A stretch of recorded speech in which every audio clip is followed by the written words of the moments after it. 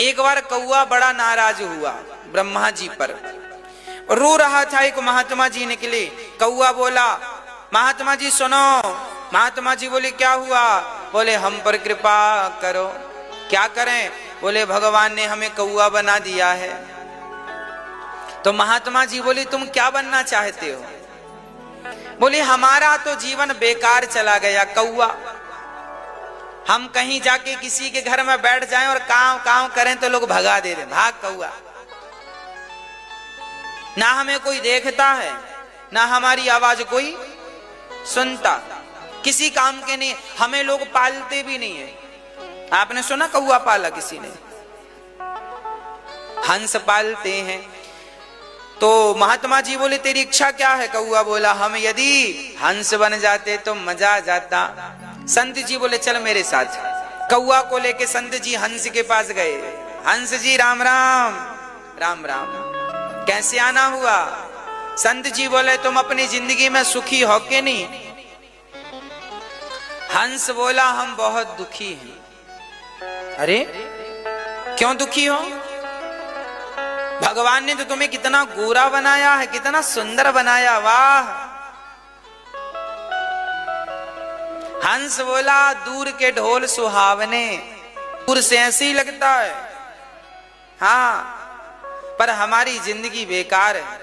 इतना गोरा बनाया है, कीचड़ लग जाए तो काला काला दिखता, दाग दाग दिख जाता है ना। और कोई भी हमें उठा के ले जाता है, और उठा कर ले जाता है, पंख वंख काट देता है और अपने छोटे से तालाब में घुमाता रहता है। हमारा जीवन कोई जीवन है क्या? फिर तुम्हारी क्या इच्छा है? बोले भगवान कभी अवसर दें तो हम मिट्ठू बने। मिट्ठू सबसे बढ़िया, सब पालते हैं। तोते के पास गए, कहो राम राम। तोते ने देखा कौआ, हंस और महात्मा जी आए हैं, कैसे आना हुआ? हंस बोला तुम बहुत सुखी हो इसलिए तुमसे मिलने आ गए। तोता बोला किसने कहा सुखी हो? अरे हम देखते हैं कितने तुम्हारी चोंच कितनी सुंदर है, पंख कितने, लोग तुम्हें देखने आते हैं, वाह कितना सुंदर है। तुमसे सुंदर कोई होगा? मिट्ठू बोला ये बताओ तुमने यहां कितनी परिक्रमा लगाई पेड़ की? बोले हमने 3 परिक्रमा लगाई। बोले मैं यहीं बैठा था, तुम 3 बार घूमे तब मैं दिखा। मैं पेड़ों के पत्तों में ही मिल जाता हूं क्योंकि उनका रंग और मेरा रंग एक सा है। पेड़ के पत्ते और मिट्ठू का रंग लगभग एक सा है।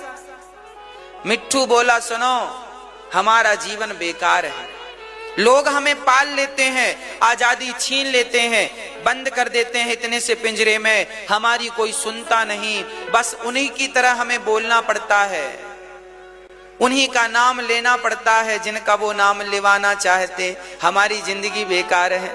तो भाई तुमको कोई बनाए तो क्या बनोगे? बोले हमें कोई बनाए तो हम मोर बनेंगे। आहा हा, जब पंख फैलाकर नाचता है ना, वाह, सबसे बढ़िया, कितने फुर्सत से बनाया है विधाता ने मोर को।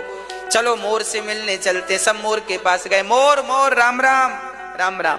तुम बहुत बढ़िया हो, भगवान से कहें कि हमें भी मोर बना दो। मोर बोला राम राम, सबसे दुखी मैं हूं। क्यों दुखी हो तुम? बोले ये दुनिया के लोग आते हैं, चोरी चोरी चुपके चुपके मुझे पकड़ लेते हैं और मेरे शरीर से मेरे पंख नोच नोच कर बाजार में 20 रुपए का एक पंख बेच देते हैं, 50 रुपए का एक पंख बेच देते हैं, 100 रुपए का एक पंख बेच देते हैं। जिंदा शरीर से पंख नोच लिए जाते हैं। मैं रोता बिलखता चिल्लाता रह जाता हूं, मेरी जिंदगी कोई जिंदगी है? तो फिर मोर से पूछा क्यों तुम्हें कोई बनाए तो तुम क्या बनना चाहोगे? मोर बोला यदि ब्रह्मा जी मुझसे पूछें कि तुम्हें क्या बनना, तो मैं कहूंगा मुझे कौआ बना दो।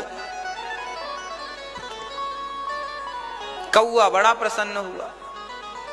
कौआ ने कहा तुम कौआ क्यों बनना चाहते हो? मोर ने कहा सुन,